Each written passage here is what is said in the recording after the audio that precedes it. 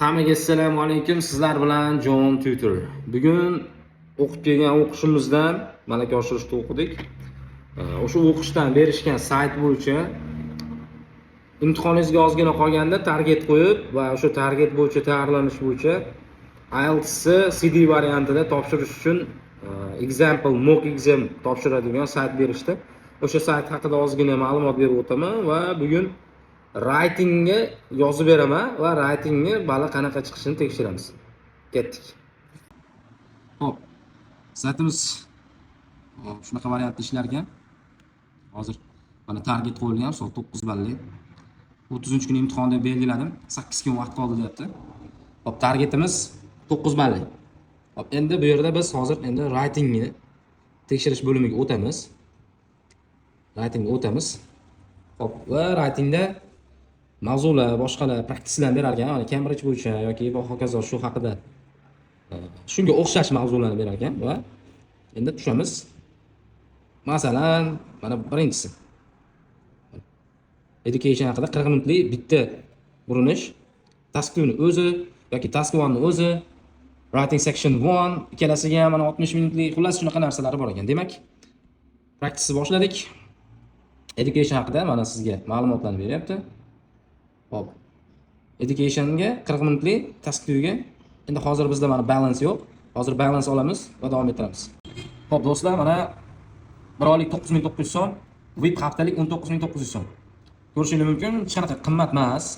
Yoki shu mock examni yechib ko'rmoqchi bo'lsangiz, bemalol markazimizga kelsangiz yoki men o'zimga direktdan yozib olsangiz, men shu sayt haqida yana ma'lumot berib o'taman o'zingizga alohida. Va hozir buni bittasini sotib olamiz va hozir writingga yechib ko'ramiz. Ketdik. Hop, mana 12 ta balance oldik va writingga boshladik.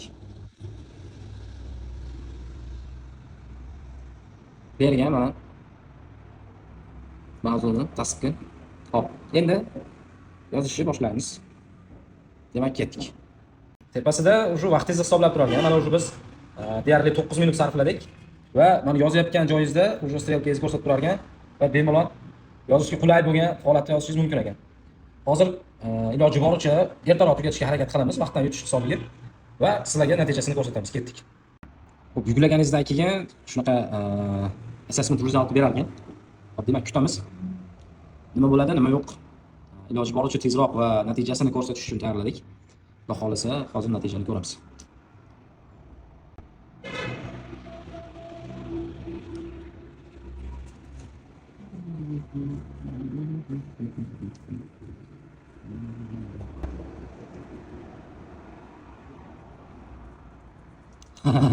Demak do'stlar, overall 8 berdi. Menimcha 8,5 atrofida ko'zlayotdim, to'g'risi. Nimaga? Sababi men hech qachon 8 lik yozmaganman, 8,5 lik yozganman ko'p.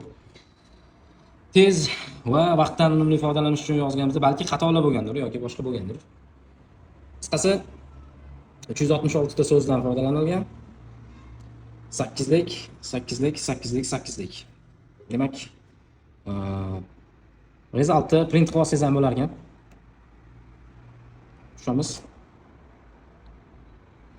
Maslahat yoki boshqa narsalar bergan. 9 ga yetish uchun to reach band 9 deb o'zi maslahat berib turibdi. Example-da. Hop. Agar siz errorni to'g'rilasangiz, yarim ball qo'shilishi mumkin, deyapti mana. Misol uchun. Qaraydi. Demak, o'sha shoshilganni qaysidir xato bo'lganning hisobiga o'tib ketib qolgan. Va yarim balli yo'li bor. Demak, yana 8,5 ga tortadi. Hop, demak, endi dashbordga qaytamiz va dashbordda hop. Endi bizda shunaqa narsa paydo bo'ldi. Mana sizda writing qismi 8 balli bo'ldi. 24 minutda yozimiz. Demak, 40 minutlik narsani 24 minutda tugatdik. Hammaga rahmat do'stlar. Bemalol shu sayt haqida ma'lumot olish uchun menga direct message yozishingiz mumkin. Telegram, Instagram xohlagan variantingiz yoki video ostida kommentariyada qoldiring. Men sizga telefon raqamingiz yoki qandaydir Telegram manzilingizni bering, men o'zim sizga aloqaga chiqaman. Hammaga rahmat. Keyingi videolarda ko'rishguncha see you.